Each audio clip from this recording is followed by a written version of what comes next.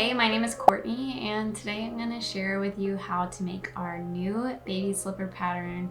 These are so cute. I think they're so cute. They can be made with so many different fabrics to just make a different look. So the process is a fun one. I don't really say that about a lot of patterns. I don't know why, but I think once you kind of figure it out and study the pattern and watch the video and how to do it as it comes together, you'll be pleasantly surprised at how simple it is. And you'll look at these little baby slippers with so much appreciation because your hands made them and you did this. So what I love about this pattern is it's simple. It doesn't take a lot of fabric, and you can make so many different looks with just this one slipper pattern. So just think of using like quilted fabric, cotton, linen, this Sherpa, fur, leather. You could use so many different fabrics with this pattern. So just think creatively. I'll link some suggestions below for you. A note about baby slippers. So anything that is made for a baby is tiny, and especially these slippers, they are so small. There's a little bit of just details that you need to watch out for. When you're sewing, just pay attention to the seam allowance, and I would also pay attention to just if everything is lining up well, and if you are nervous or anything like that, just hand sew it. I think this is a beautiful project to sit down and hand sew. There is a little bit of hand sewing either way, but this would be a great project if you don't have a sewing machine and you want to make something by hand, because it is so small that it's totally doable. For the soles of these little slippers, you can get creative and make them out of felt to have this like little hard surface. You can put leather on the bottom. You can even buy gripping fabric from the fabric store. You don't want your little one slipping around if they're able to walk. So take that into consideration when you're choosing the fabric for your soles. The other materials you're gonna need for this pattern are a safety pin, straight pins, elastic that's 1/4 of an inch, and you'll also want your pattern.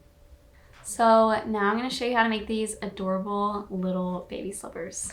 First, you're going to cut out your pattern on your fabric. So get yourself acquainted with the pattern pieces before you start cutting, because you want to make sure you're cutting out the correct amount of each type of fabric that you're using. Find the grain line on each pattern piece and pin your pattern pieces to the fabric so that the grain lines are parallel to the long selvage edge of the fabric. Take note that the fabric sole, you want to cut 2 of the pattern pieces, and you also want to cut 2 of the elastic. All of the other pieces, like the slipper top, the back band, and the felt sole, you'll cut 4 of. So these are slippers, so one's going to be the right side and one's going to be the left side. So take that in consideration when you're laying out your pieces in front of you, so you don't end up with 2 left feet and 2 right feet. You want to make sure you have 1 of each. Another note is you can use interfacing for this pattern. This is a great idea if you're using a more pliable material or a thinner material like linen or cotton. Adding a little bit of interfacing and ironing that on before sewing will give it this great structure for your slipper. So all you have to do is cut out an extra slipper top piece, and you'll iron this on before you start sewing. Unpin your back pieces. You should have 4 of them, so you'll have 2 and 2 together. Right sides together, stitch along the top edge at 1/4 of an inch, matching up any notches. Press your seam towards the lining side and stitch down at 1/8 of an inch from your seam line. Fold your stitched pieces wrong sides together and press along the finished seam to create a clean edge. Stitch a line at 3/8 of an inch along the folded edge of your pieces. This will create a channel for your elastic to run through.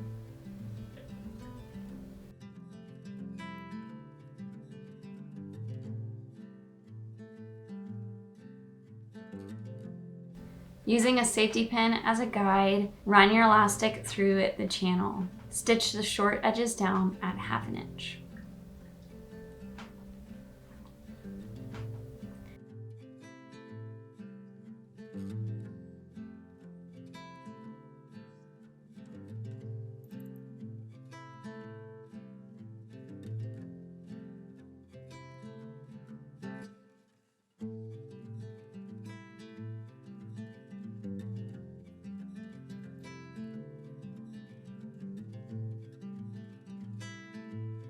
So pay attention to this next part. I'm going to show you how to lay out the slipper top and join it together with the back band. And it might look a little confusing at first, but pay attention, just take it slow and you'll be fine. Right sides together match the flat edge of your half circle shape with the short edge of your back piece. I know I just showed it to you with the slipper, but I'm going to show it to you with this little diagram right here. Now grab your second half circle piece. If you're using 2 separate fabrics for the top of your slipper, this would be the inside piece. You're going to sandwich the back band between both half circle pieces and pin it together.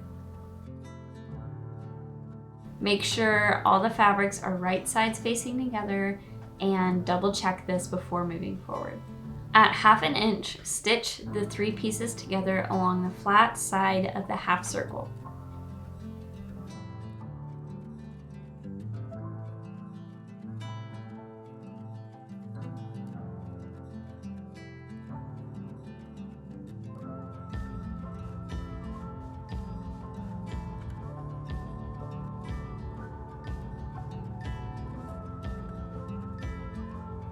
Fold your completed piece right here, wrong sides together and right sides out.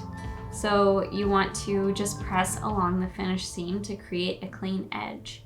So with the 2 notches on the edges of the half circle, you're going to create a gather stitch from notch to notch. You have 3/4 of an inch seam allowance, so work within this area.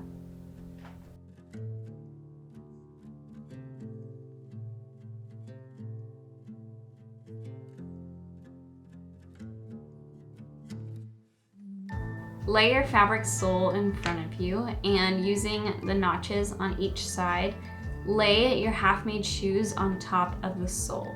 You can use the notches and the side seams of the shoe to line up where you should pin them in place.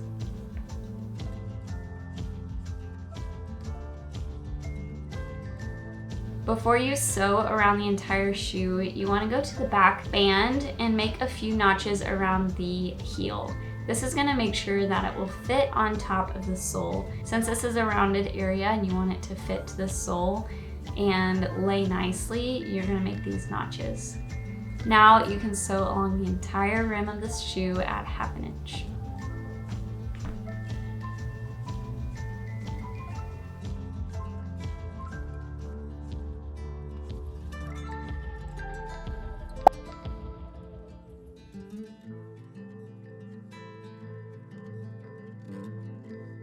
Now grab the outer soles, and this is the part that will go on the outside of the slipper. And this could be the felt or the gripping fabric, whatever you have. And you're going to lay it on top of the piece you have already sewn together. Pin together at the notches and sew around the shoe at 1/2 inch. Stop before you finish the entire shoe and leave about 1.5 inches opening so that you can turn the shoe right side out.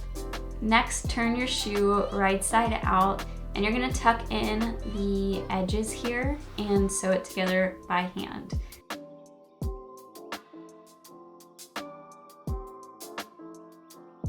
I think it's fun to finish both shoes, and any other project that you're working on, sit down and get comfortable and do your hand sewing all at once.